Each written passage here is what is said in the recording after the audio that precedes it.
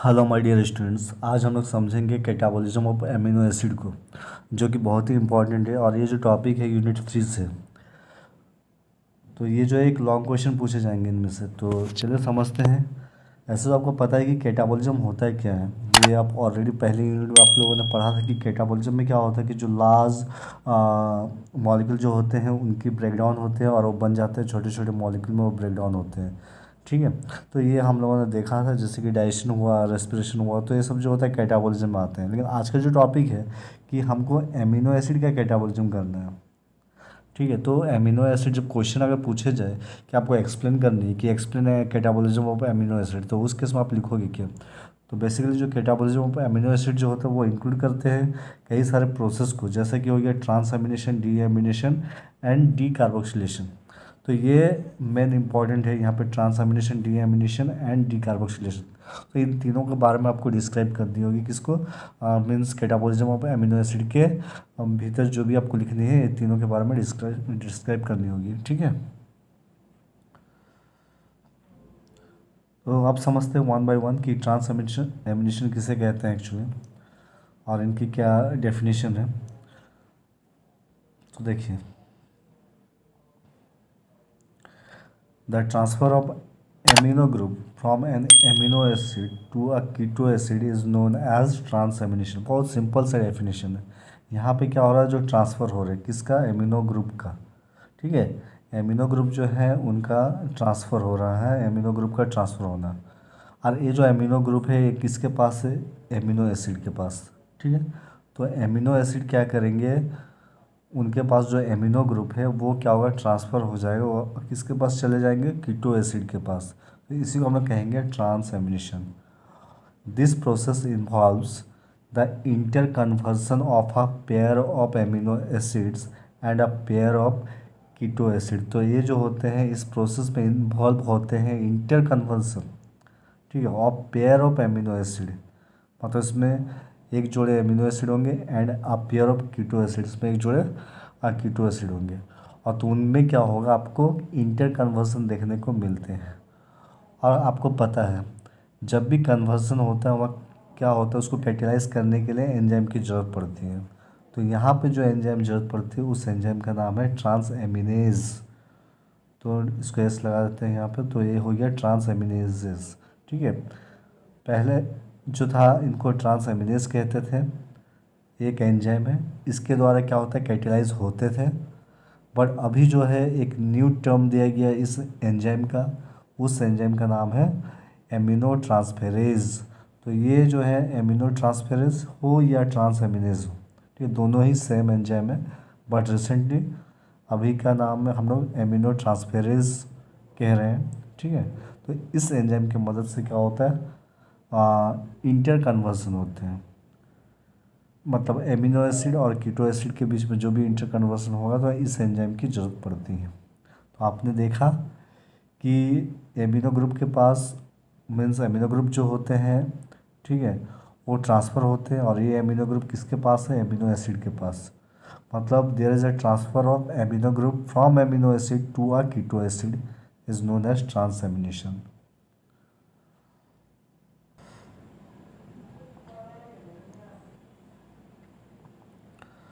अब देखते हैं इनके साइलेंट फीचर्स को।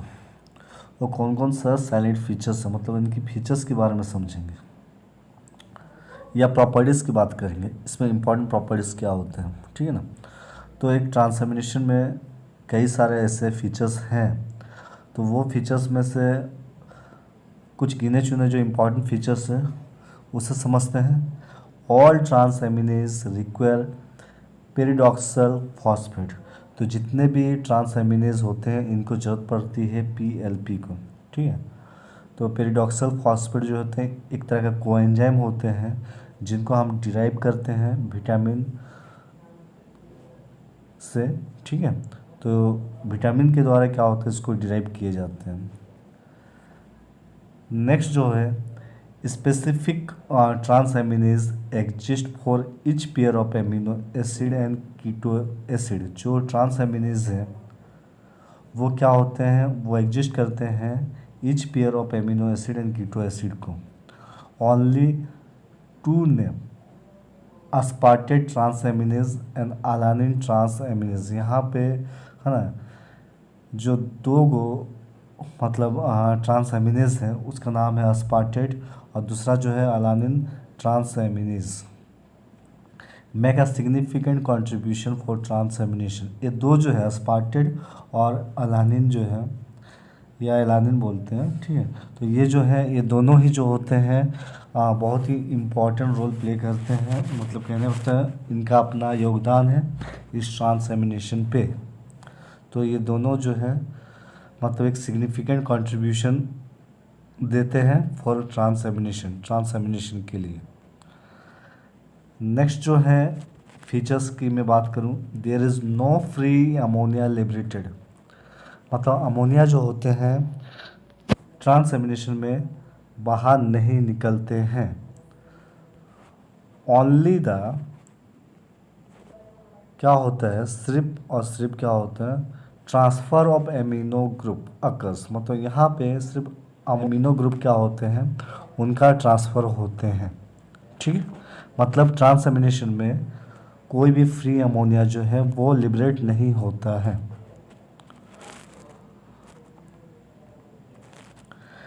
Transamination is reversible. ट्रांसएमिनेशन क्या है, एक रिवर्सिबल प्रोसेस होते हैं। नेक्स्ट जो है फीचर्स हैं, that is transamination is very important for redistribution of amino groups and production of non essential amino acid as per requirement of cell. Transamination जो होता है बहुत ही इंपॉर्टेंट होते हैं, वो क्या करते हैं रीडिस्ट्रीब्यूशन करते हैं एमिनो ग्रुप को, और साथ में क्या होता है नॉन एसेंशियल एमिनो एसिड को प्रोडक्शन करते हैं, जैसे कि जब भी मतलब सेल को ज़रूरत पड़ती है। तो इसलिए हम कह सकते हैं it involves both catabolism and anabolism of amino acid. इसलिए क्या होता है जो ट्रांसएमिनेशन है इसमें दोनों ही मतलब किस्सा होते हैं, एक होता है कैटाबॉलिज्म का और एक होता है एनाबॉलिज्म का, ठीक है ना। तो इस तरह से जब क्वेश्चन पूछा जाता है कि कैटाबॉलिज्म बतलाइए एमिनो एसिड का, तो ऑब्वियसली ट्रांसएमिनेशन इसमें आएंगे।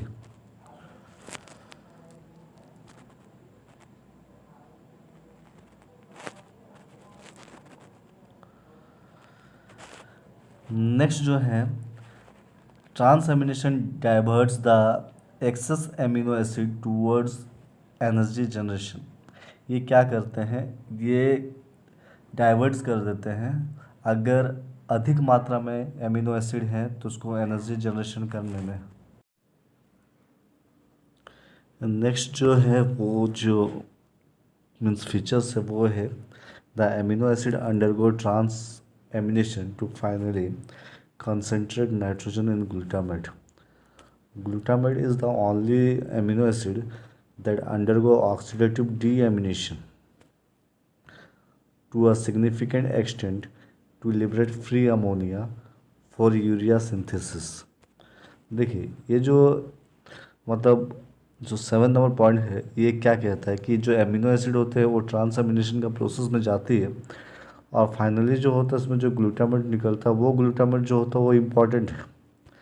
ये जो ग्लूटामेट जो होता है ऑक्सीडेटिव डीएमिनेशन के लिए बहुत ही इम्पॉर्टेंट होता है, ताकि आगे जाकर वो फ्री अमोनिया को लिबरेट कर सके और उससे उस अमोनिया से आगे जाकर यूरिया बन सके।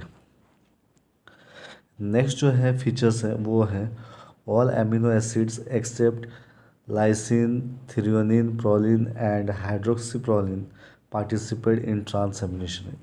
ये इजी पॉइंट है, आप लिख सकते हो जितने भी एमिनो एसिड है इन सब को छोड़कर, that is lysine, threonine, proline and hydroxyproline को छोड़कर बाकी सब मतलब क्या होता है वो पार्टिसिपेट करते हैं ट्रांसएमिनेशन में, इन सब को छोड़ के।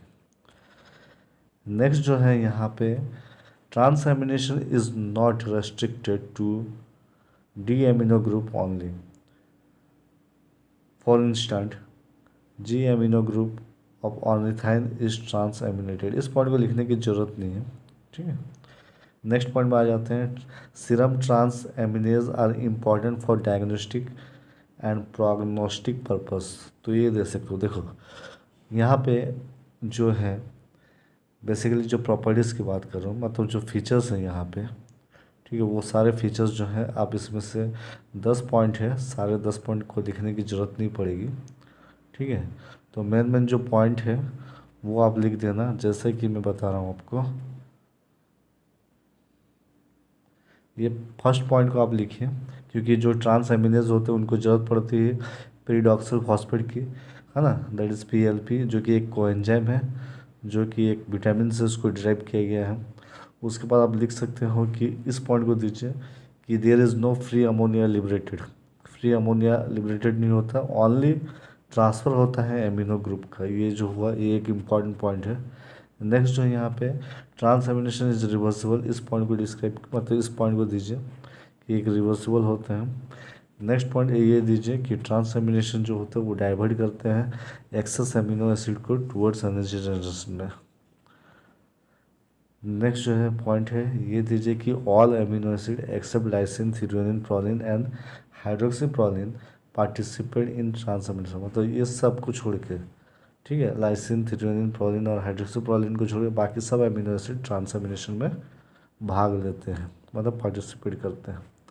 और लास्ट इसको भी लिख सकते हैं कि सीरम ट्रांस एमिनेज जो होता है वो इम्पॉर्टेंट होता है ताकि वो डायग्नोस्टिक पर्पस में, ठीक है, इस पॉइंट को भी आप लिख सकते हो। तो सारे पॉइंट आपको नहीं लिखने हो, एनी 5 जो भी फीचर्स है, कोई 5 फीचर्स आपको लिखने हैं। अब यहाँ पे समझते हैं इनकी मैकेनिज़्म को। तो जब मैकेनिज़्म की बात करें तो ट्रांसएमिनेशन जो होता है 2 स्टेजेस से होकर गुजरते हैं। फर्स्ट है transfer of amino group to coenzyme pyridoxal phosphate, ठीक है। तो पहला जो होते हैं ट्रांसफ़र होता है एमिनो ग्रुप का, ठीक है, यहाँ पे टू पेरिडॉक्सल फॉस्फेट पे, ताकि आगे जाके वो फॉर्म कर सके, मीन्स बना सके, है ना, पायरिडॉक्सामाइन फॉस्फेट को। नेक्स्ट जो है the amino group of pyridoxamine phosphate is then transferred to a keto acid to produce new amino acid and the enzyme with PLP is regenerated. Next time ये कहता है जो एमिनो ग्रुप है, ठीक है, पायरिडॉक्सामाइन फॉस्फेट का, वो फिर ट्रांसफ़र हो जाते हैं कीटो एसिड पे to produce new amino acid, ताकि वो न्यू एमिनो एसिड को क्या कर सके, और प्रोड्यूस कर सके, और उसमें जो होता है एंजाइम पीएलपी जो होते हैं वो फिर से रीजनरेट हो जाते हैं। अब इसको क्या है, इसको हम लोग क्या करते हैं, डायग्राम से समझते हैं। डायग्राम में देखिए यहाँ पे कि किस तरह से यहाँ पे जो पायरुवेट होते हैं वो इंटर कन्वर्सन हो रहे हैं, यहाँ पे एलानिन जो होते हैं वो प्रोड्यूस हो रहे हैं यहाँ पे। मतलब आपको पता है पायरुवेट क्या है, एक कीटो एसिड है कि नहीं। पायरुवेट जो होता है एक कीटो एसिड है, और कीटो एसिड से किस तरह से एक एमिनो एसिड बनते हैं, बात समझ लेना है। और इसमें जो होते हैं यहाँ पे जो एंजाइम यहाँ पे वर्क कर रहे हैं, उस एंजाइम का नाम क्या है, ट्रांसएमिनेज। मतलब ट्रांसएमिनेज के मदद से ये जो पायरुवेट है, ठीक है, तो ये क्या होगा, ये बन गया क्या है, ये एक एमिनो एसिड को क्रिएट कर रहा है। मतलब पायरुवेट अगर एक कीटो एसिड है तो कीटो एसिड से एक एमिनो एसिड का बनना, तो यही ना है ट्रांसएमिनेज जो होता है उसको किस तरह से कन्वर्सन कर रहे हैं आप देख रहे हो, ठीक है ना। तो ये चीज़ यहाँ पे आप ऐसा यहाँ पे देखने को मिल रहे हैं कि जैसे कि आप देखो यहाँ पे कि अल्फ़ा कीटो ग्लूटारेट, ठीक है, एक कीटो एसिड में आ जाएंगे, तो ये क्या हुआ, किसको बनाए, ग्लूटामेट को। तो ग्लूटामेट क्या है, एक एमिनो एसिड है। तो यहाँ पे लिखा गया है, साफ साफ देखो यहाँ पे लिखी गई है कि यहाँ पे क्या होता है कि कीटो एसिड आगे जाकर प्रोड्यूस करेगा एक नया एमिनो एसिड को, ठीक है ना। तो यहाँ पे जो मतलब कहने का मतलब है यहाँ पे कीटो एसिड में हम लोग अल्फ़ा कीटो ग्लूटारेट को रख सकते हैं, ठीक है। तो वो आगे जाकर हमको क्या हुआ, एक एमिनो एसिड को प्रोड्यूस कर रहे हैं यहाँ पे। या आप यहाँ से समझो कि पायरुवेट जो है ये भी कीटो में आ जाते हैं, तो ये प्रोड्यूस कर रहे हैं, एक एमिनो एसिड को प्रोड्यूस कर रहे हैं। तो यहाँ पे बीच में जो होते हैं ट्रांस एमिनेशन का प्रोसेस में, यहाँ पे ये बताया गया है कि फर्स्ट जो मैकेनिज्म बताया गया कि transfer of amino group. Amino group जो होते हैं, एमिनो ग्रुप का मतलब क्या हो रहा है, NH2 की बात कर रहे हैं, ठीक है ना। तो NH2 जो है NH2, तो ये होता है एमिनो ग्रुप।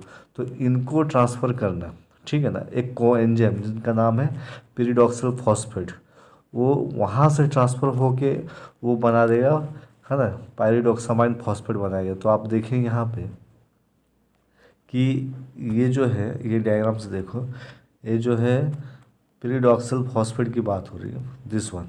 तो ये जो रहेगा, तो यहाँ से क्या होता है कि एमिनो ग्रुप क्या होता है, ट्रांसफ़र हो जाते हैं।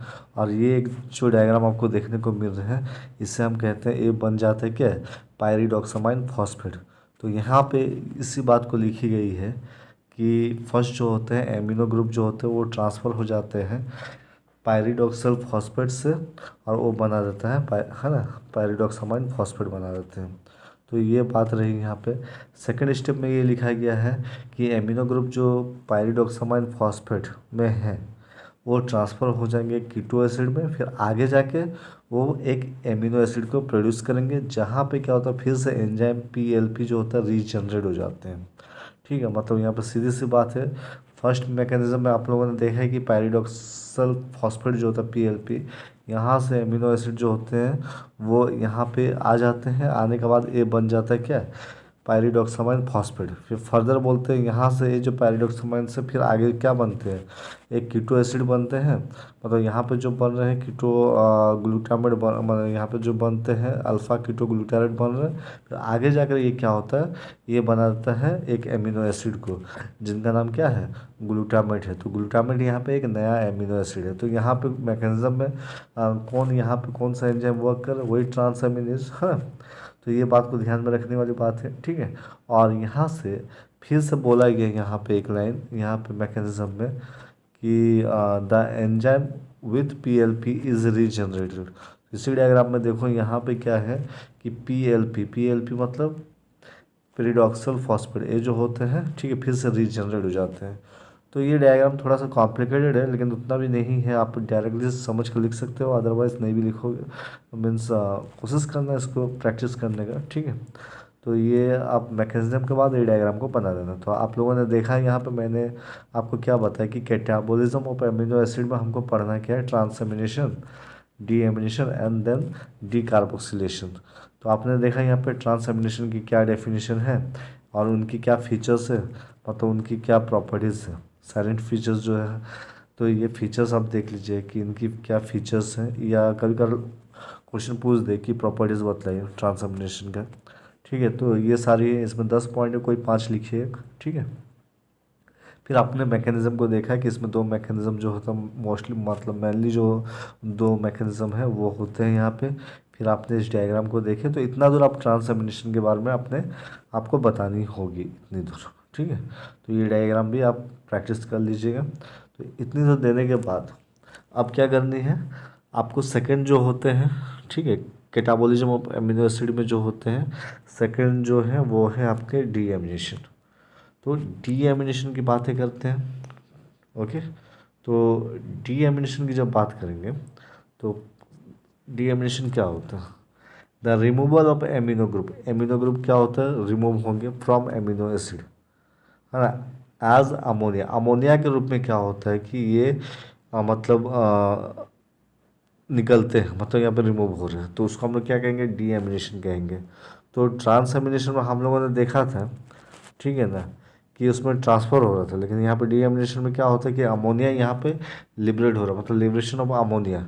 और ये अमोनिया आगे जाके क्या होता है, यूरिया को बनाएंगे, मतलब सिंथेसिस करेंगे। ठीक है ना, तो यूरिया को वो सिंथेसिस करेंगे। इसके अलावा यहाँ पे दी गई है कि simultaneously the carbon skeleton of amino acid is converted to keto acid.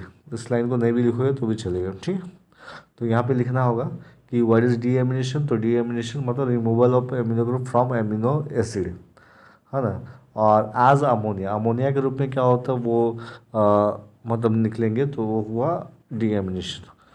Second thing यहाँ पे उसके बाद देखेंगे कि डीएमिनेशन जो होते हैं, डीएमिनेशन में भी आइदर ऑक्सीडेटिव और नॉन ऑक्सीडेटिव।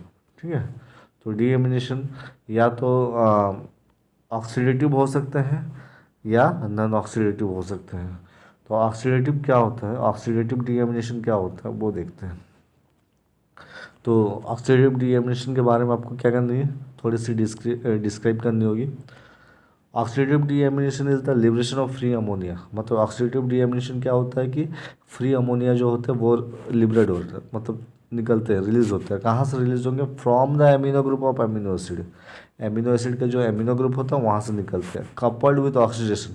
और ये जुड़े रहते हैं किसके साथ, ऑक्सीडेशन के साथ। अच्छा, this takes place mostly in liver kidney, और ये कहाँ पे होता है, कौन सा ऑर्गन पे ज़्यादातर देखा गया ये होते हैं लिवर और किडनी में।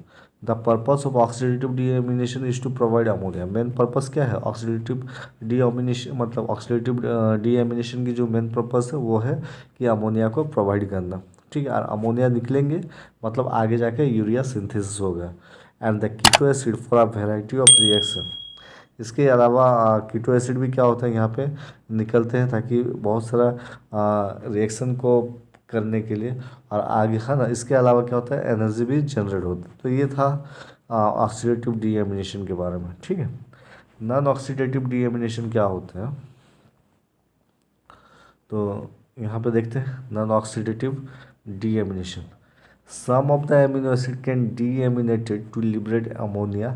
तो कुछ ऐसे भी एमिनो एसिड होते हैं जो डीएमिनेटेड होते हैं, मतलब वो लिबरेट करेंगे अमोनिया को, लेकिन without under going oxidation. Main बात है यहीं पे, यहाँ पे एक शब्द जुड़ा हुआ है विदाउट अंडर गोइंग ऑक्सीडेशन, बिना ऑक्सीडेशन के अमोनिया को मतलब क्या वो लिबरेट करेंगे, किसको NH3 को लिबरेट करते हैं, तो वो नॉन ऑक्सीडेटिव डीएमिनेशन, मतलब यहाँ पे ऑक्सीडेशन नहीं होगा, हाँ फिर भी अमोनिया क्या होगा निकलेगा, तो वो हुआ नॉन ऑक्सीडेटिव डीएमिनेशन। अब यहाँ पे हम लोग क्या करेंगे, कुछ एग्जांपल देंगे कि कौन मतलब अमोनिया कैसे निकलेंगे, ठीक है ना, बिना ऑक्सीडेशन का, मतलब विदाउट अंडरगोइंग ऑक्सीडेशन। ऑक्सीडेशन नहीं होगा फिर भी अमोनिया क्या होगा, वो लिबरेट होंगे, रिलीज होंगे। तो पहला जो होता है एमिनो एसिड डीहाइड्रेटेज, यहाँ पे स्पेलिंग होगा आपका, ठीक है। आप यहाँ पे ऐसा भी लिख सकते डीहाइड्रेज भी लिख सकते हैं, स्पेलिंग में पढ़ रहे DE है ना, HYDRASE डीहाइड्रेज, ठीक है। ये वाला लिखिए यहाँ पे, ये भी आप लिख सकते हो, लास्ट में एस जोड़ देना, या आप ऐसा भी लिख सकते हो डीहाइड्रेटेज भी लिख सकते हो यहाँ पे। तो एमिनो एसिड डीहाइड्रेज है ना, तो वो क्या है देखते हैं यहाँ पे इसके अंदर में, serine, threonine and homoserine are the hydroxy amino acid, they undergo non oxidative deamination catalysed by PLP dependent dehydrase, है ना, या इसको हम लोग बोलते हैं डीहाइड्रेटेज। क्या कहता है देखो, यहाँ पे कहता है जो तीन को आपको एमिनो एसिड देखने को मिल रहे हैं, this three that is serine, threonine and homoserine, ठीक है। ये तीनों जो होते हैं यहाँ पे इस तरह से मतलब रिएक्शन करेंगे एक एंजाइम के साथ, ठीक है। उस एंजाइम का नाम क्या है डीहाइड्रेटेज एंजाइम, और यहाँ पे कोई ऑक्सीडेशन नहीं होगा, without undergoing oxidation ammonia release होगा। बात को समझिए यहाँ पे। तो ये तीनों ही एमिनो एसिड आगे जाके इस एंजाइम की मदद से, उस एंजाइम का नाम क्या है डीहाइड्रेटेज, इस एंजाइम की मदद से क्या होगा अमोनिया को लिबरेट करेंगे, अमोनिया को रिलीज करते हैं, और साथ में अल्फा कीटो एसिड भी निकलते हैं यहाँ से। तो आपने देखा यहाँ पे डेफिनेशन में कि नॉन ऑक्सीडेटिव डीएमिनेशन में क्या होता है कि अमोनिया लिबरेट होंगे लेकिन विदाउट अंडरगोइंग ऑक्सीडेशन। तो उसके अंदर में हम लोग देखें डीहाइड्रेटेज जो होते हैं उस एंजाइम की मदद से, आपने देखा इस एंजाइम की मदद से किस तरह से ये तीनों एमिनो एसिड जो होता है अमोनिया को बाहर निकाल सकते हैं, ठीक है। तो ये जो है ये नॉन ऑक्सीडेटिव है ना, मतलब नॉन ऑक्सीडेटिव डीएमिनेशन में आते हैं। नेक्स्ट जो है क्या है, नेक्स्ट को समझते हैं, दैट इज एमिनो एसिड डीसल्फाइड्रेज। देखिए तो ये इसमें जो होता है सल्फर एमिनो एसिड जिसका नाम होते हैं सिस्टीन, होमोसिस्टीन, ये जो जो दो नाम आपको पता है, ये दोनों ही क्या होते हैं, ये भी मतलब undergo deamination coupled with desulfhydration to give keto acid. देखो ये जो सिस्टीन होते हैं, सिस्टीन ये भी एक एमिनो एसिड है, ठीक है। तो एक एंजाइम यहाँ पे वर्क करते हैं जिसका नाम है डीसल्फाइड्रेज। इस एंजाइम की मदद से एक क्या होता है पायरुवेट को प्रोड्यूस करता है। पायरुवेट भी क्या है, पायरुवेट क्या है एक कीटो एसिड है, ठीक है ना। दूसरी बात है इसके अलावा एक क्या होता है प्रोड्यूस करते हैं अमोनिया को। तो इस केस में भी आपने देखा कि यहाँ पे भी क्या हुआ अमोनिया रिलीज हुआ, अमोनिया निकला, लेकिन यहाँ पे भी क्या होता विदाउट अंडरगोइंग ऑक्सीडेशन।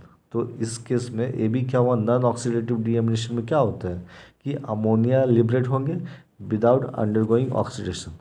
तो ये यहाँ पे बताया गया कि एक एंजाइम डी सल्फा है ना सल्फाइड्रेस, इस एंजाइम की मदद से सिस्टीन जो एमिनो एसिड है वो क्या हुआ कि आगे जाके वो कीटो एसिड को प्रोड्यूस करते हैं, साथ में अमोनिया को वो रिलीज करते हैं।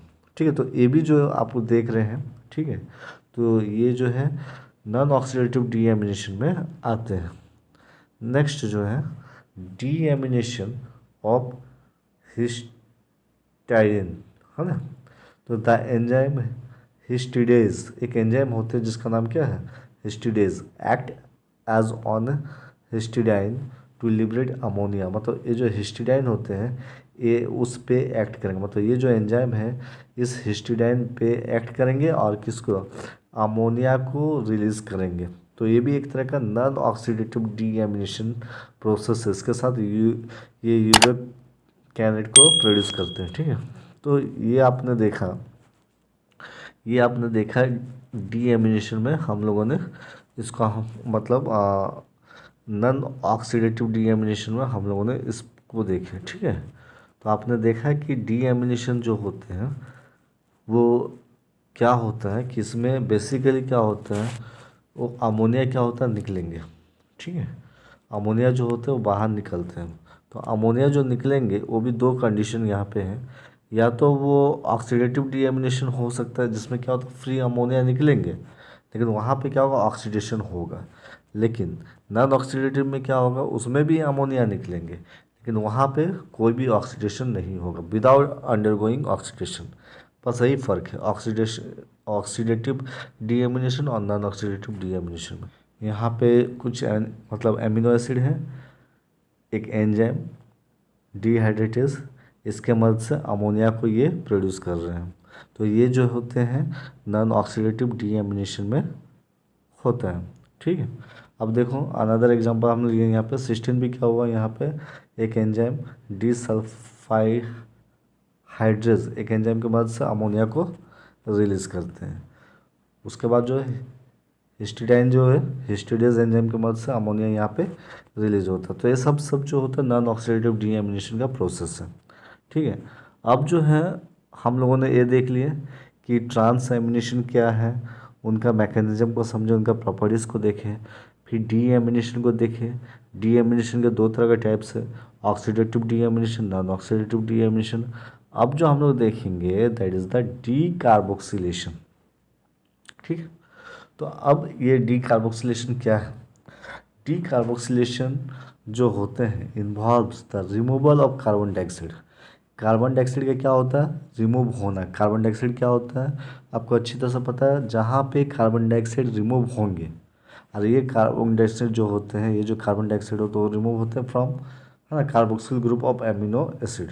ठीक है, thus it is catabolic pathway. तो डी का मतलब समझ में आएगी कि वो क्या हो रहा है यहाँ पे रिमूव हो रहे हैं। तो यहाँ पे कार्बोक्सिलेशन दिया मतलब कार्बन डाइऑक्साइड रिमूव होंगे carboxyl group of amino acid में। ठीक है, आ जाते हैं उनकी कैरेक्टरिस्टिक्स को समझते हैं, क्या प्रॉपर्टीज है क्या कैरेक्टरिस्टिक्स है।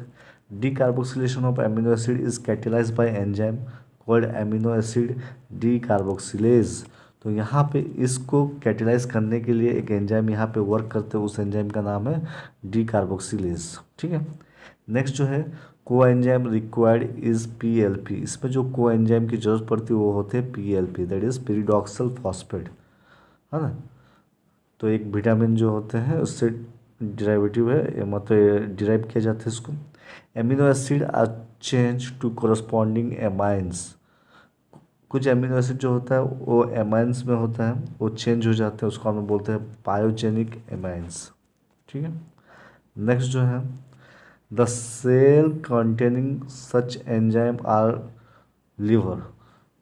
वैसा सेल्स जो इस तरह के एंजाइम को कंटेन करते हैं वो कौन सा है ना, तो वो है liver cells and micro organism found in intestinal tract. और कुछ जो होता है इंटेस्टाइनल ट्रैक्ट में जो माइक्रो ऑर्गेनिज्म वो पाए जाते हैं। ठीक है, उसमें भी उसके पास भी क्या होता है एंजाइम होते हैं। इस लाइन को लिखोगे नहीं भी लिखोगे तो भी चलेगा। नेक्स्ट आ जाता है this are mainly irreversible reaction. ये जो होता है डीकार्बोक्सिलेशन की जो नेक्स्ट प्रॉपर्टीज होते हैं, ठीक है, तो यहाँ पे आप लिख सकते हो कि these are mainly irreversible reaction except decarboxylation of glutamic acid in brain tissue. तो ये एक अनदर मतलब कैरेक्टरिस्टिक्स में आ जाएंगे। इसमें एग्जांपल देकर बताया गया है, तो इसको भी आप लिख सकते हो। ठीक है, आप सिग्निफिकेंस में आ जाते हैं।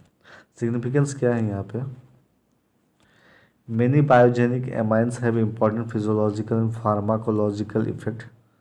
बहुत सारे बायोजेनिक एमाइंस जो होते हैं उनकी अपनी एक इम्पॉर्टेंट फिजियोलॉजिकल इफेक्ट्स होते हैं या फार्माकोलॉजिकल इफेक्ट्स देखने को मिलते हैं। Some act as important precursor of steroid hormones, कुछ जो होते हैं इंपॉर्टेंट प्रिकर्सर होते हैं स्टेरॉयड हार्मोन्स का। सम एक्ट एज कोएंजाइम, कुछ जो होते हैं कोएंजाइम की तरह वर्क करते हैं। तो इनकी सिग्निफिकेंस हो गई। ठीक है, तो ये बातें रही यहाँ पे।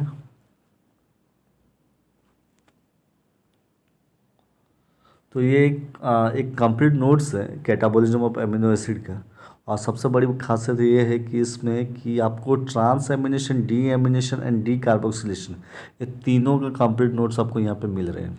ठीक है ना, तो ये आपको देखने को मिल रहा है। इसमें से कुछ कुछ पॉइंट को आप रिमूव कर सकते हैं, डिलीट मार सकते हैं, कोई दिक्कत नहीं है। ठीक है, और सब कुछ लिखना नहीं है, सारे मतलब जो भी लिखना आपको समझ के लिखनी है। और एक कॉन्सेप्ट बेसिस पे है ये। आप जितना अच्छा हो सके अपने भाषा में लिखिए, अपने शब्दों में लिखिए। रटने की आवश्यकता नहीं है कि रट कर आपको लिखना, बाय हार्ट करनी है आंसर को, वैसी कोई बड़ी बात नहीं है। आपको जस्ट आपको समझनी है और अपने शब्दों में लिखना आपको। ठीक है ना, तो एक इससे आपको एक आइडिया मिलेगा कि अगर मान लीजिए यूनिट 3 से अगर लॉन्ग क्वेश्चन पूछे जाएंगे तो कैटाबॉलिज्म ऑफ एमिनो एसिड अगर क्वेश्चन पूछा जाता है तो आपको ट्रांस एमिनेशन, डी एमिनेशन और आपको क्या करनी होगी, डी कार्बोक्सिलेशन को के बारे में बतलानी है। अगर सिर्फ ऐसा हो सके डी कार्बोक्सिलेशन पे शॉर्ट नोट्स लिखनी है, 2 मार्क्स का अगर क्वेश्चन आता है तो आप सिर्फ डी कार्बोक्सिलेशन को लिखिए। ट्रांस एमिनेशन, डी एमिनेशन पे शॉर्ट क्वेश्चन आएंगे तो आराम से 2-2 मार्क्स का खाली डेफिनेशन लिख के छोड़ देना उसमें।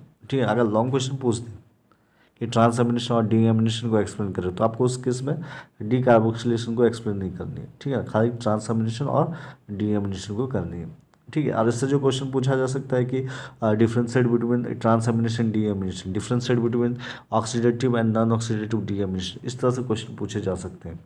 तो आई होप ये वीडियो आपको समझ में आ रही है। ठीक है, तो थोड़ा सा इसको कोशिश कीजिए, अपने कॉपी में आप लिख लीजिए। अगर आपके पास नोट्स अवेलेबल नहीं है तो आप लिख सकते हो इसको, अगर अवेलेबल है तो कोई बात नहीं। ठीक है, तो